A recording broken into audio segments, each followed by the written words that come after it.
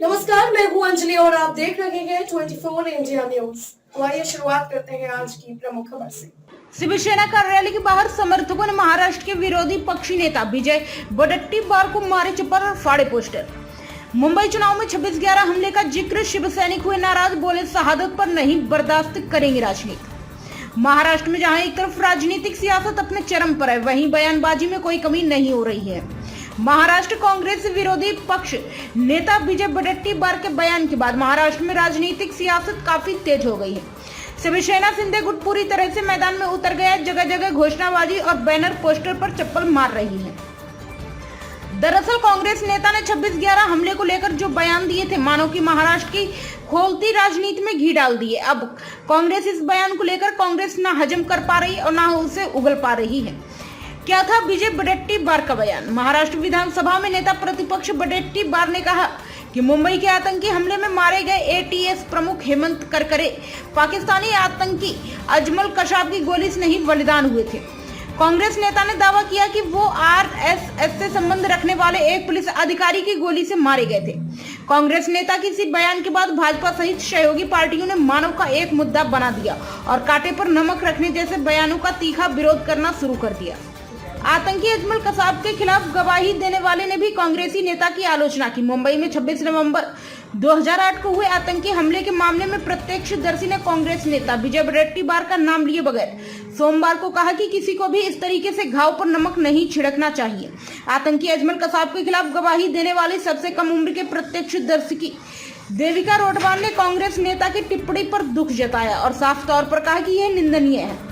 राजनीतिक स्वार्थ और चुनाव के लिए इस तरीके का बयान देश के लिए हानिकारक है। मुंबई से 24 इंडिया न्यूज के लिए अजीत कुमार सिंह की खास रिपोर्ट। जो बयान आया है 26/11 हमले में शहीद हुए जवानों को लेकर के, क्या प्रतिक्रिया है आपकी? सरासर गलत है।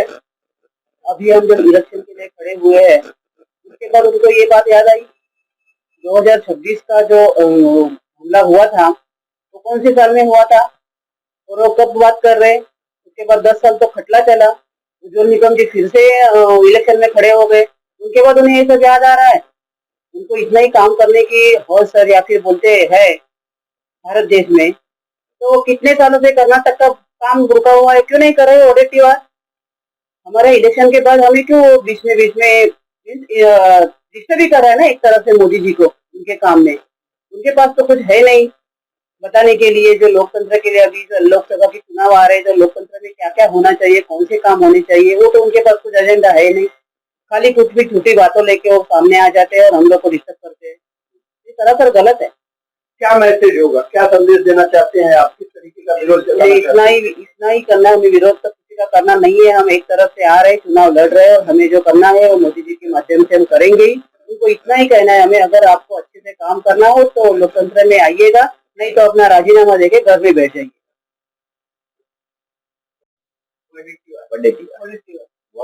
विजय वडेट्टीवार। हाँ, विजय वडेट्टीवार ने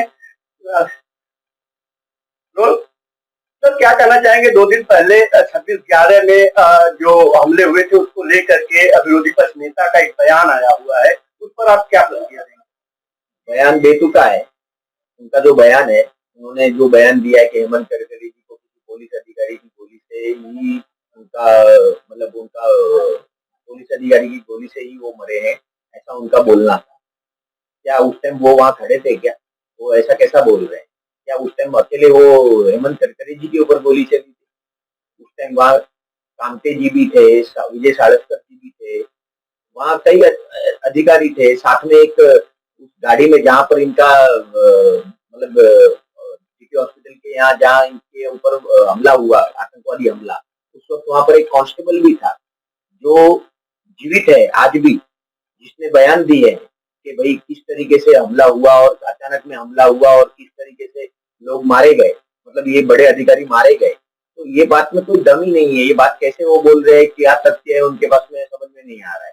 बेतुका बयान है। मुझे लगता है ये बयान देकर चुनाव में फायदा लेने की कोशिश कर रहे एक समाज का। उनको ये नहीं पता है कि अगर ऐसा ही आपको करना है तो जाकर दिल्ली में आप चुनाव लड़िए। राहुल गांधी जी को बोलिए दिल्ली में चुनाव लड़िए, तुम्हारी वहां पर ज्यादा लोकप्रियता हो रही है, वहां पर आप आराम से जीत कर आ जाओगे।